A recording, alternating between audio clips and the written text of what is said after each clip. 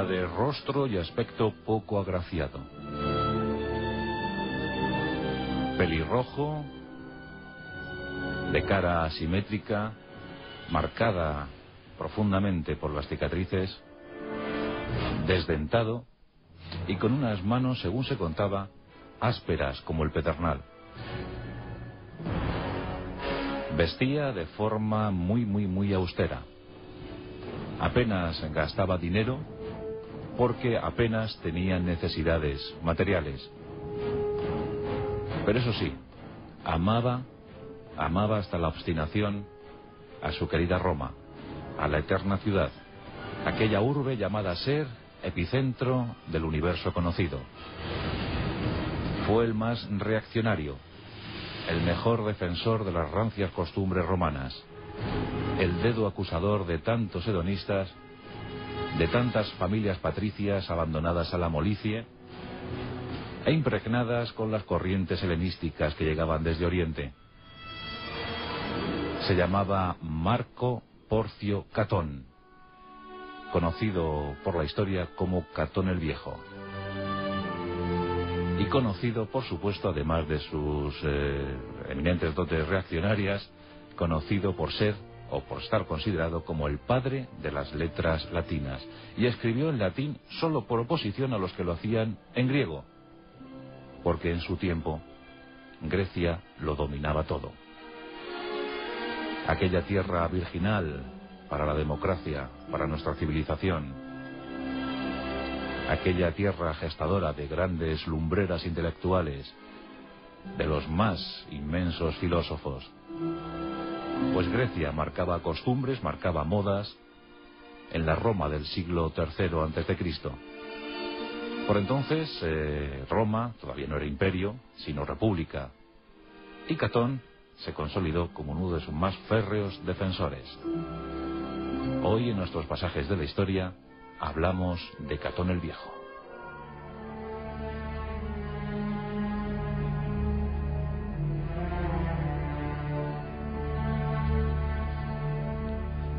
Marco Porcio Catón era de origen humilde, de origen plebeyo. Nació en el año 234 a.C. en Tusculum, una pequeña villa dedicada a la agricultura, a la ganadería, y muestra de ello lo daba el apellido, el gentilicio de Catón, porque Porcio venía a significar que su familia en tiempos pretéritos había cuidado cerdos. Pero Catón también significaba otra cosa. Catón demostraba que en su familia no solamente se habían cuidado cerdos, sino que además alguno de los integrantes del clan había sido muy astuto. Y nuestro protagonista, nuestro personaje, se aferró a este último concepto. Y lo cierto es que era astuto. Astuto, noble, sincero y amante del país en el que nació. En ese año 234 a.C. había un enemigo colosal para la potencia latina, y ese no era otro sino Cartago. Las guerras púnicas estaban desolando buena parte del arco mediterráneo. Y Catón, desde bien joven, aprendió a odiar a este enemigo norteafricano. Fue una de sus constantes obsesiones a lo largo de su longeva vida, porque Catón llegó a vivir 85 años. 85 años llevados de forma muy frugal, de forma muy disciplinada, y eso lo aprendió siendo bien niño en Tusculum. En principio, Catón encauzó su vida hacia la agricultura. De hecho, se convirtió a lo largo de su existencia en un profundo conocedor de las técnicas agrícolas. Y escribió una de las pocas cosas, uno de los pocos libros que se conservan de él, es un tratado precisamente de agricultura. Es el único que se conserva completo. Luego algunos párrafos de alguna obra, pero se sabe que llegó a escribir pues, una compleja y una densa obra literaria, en la que se incluía, por supuesto, una enciclopedia en la que se narraba la vieja historia de Roma, la esencia de Roma, esa que tanto amó, esa que tanto defendió. Como os digo, no era un Adonis, pero ni falta que le hacía, porque su brillantez intelectual, su luminosidad, su personalidad, le cubrían cualquier imperfección física. Y desde muy pequeño se dedicó a trabajar en el campo, arando la tierra, extrayendo de ésta su fruto. Y en principio nada hacía pensar que fuera a trabajar de otra cosa. Pero la casualidad, el destino, quiso que un viejo patricio romano, un viejo senador, buscara acomodo cerca de Tusculum. Allí se había preparado una estupenda jubilación y el anciano, pues bueno, además de meditar, porque estaba asqueado de la vida social en Roma, de las tendencias engorrosas, infames, envenenadas que había por la capital del mundo, pues en Tusculum se dedicaba a contemplar no solo la naturaleza, sino a los vecinos que tenía cerca. Y uno de estos vecinos era Catón.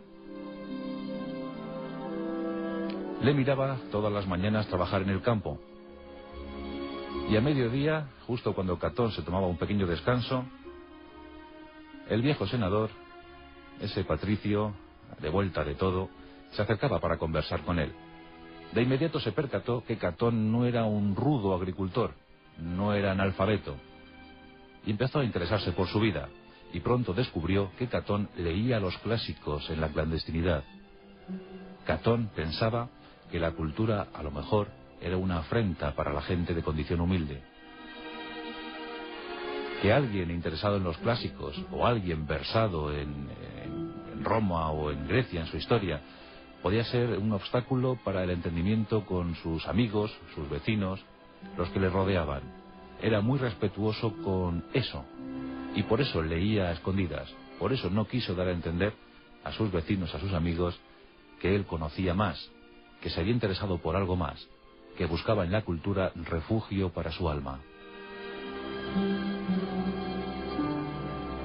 Este senador animó a Catón, a lo largo de muchas conversaciones, animó a Catón para que se proyectara socialmente, para que viajara a Roma, para que viajara a la capital y que allí intentara hacerse con un puesto, con un rango, con una posición social.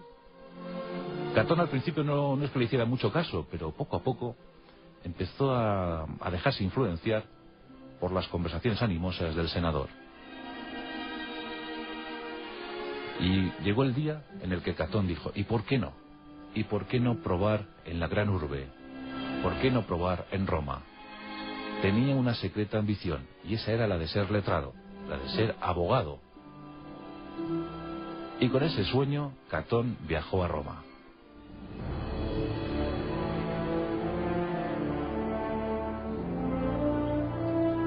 La llegada a Roma le impactó sobremanera.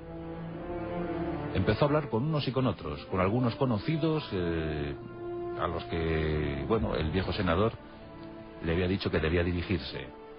Y estos conocidos también se interesaron por las actitudes intelectuales de Catón. Se desató como un gran intelectual y un gran orador. Y se destapó con una elocuencia poco vista en Roma hasta entonces. Sus discursos ya eran muy significativos. Eran secos, mordaces, y en ocasiones rozaban el sarcasmo. Desde luego no había duda que Catón iba a encontrar su lugar bajo el sol. Comenzó a ganar juicios, y no fueron pocos los que ganó. Su fama se acrecentó. La gente empezó a hablar de él y empezó a solicitar sus servicios en las diferentes cuitas que se iban produciendo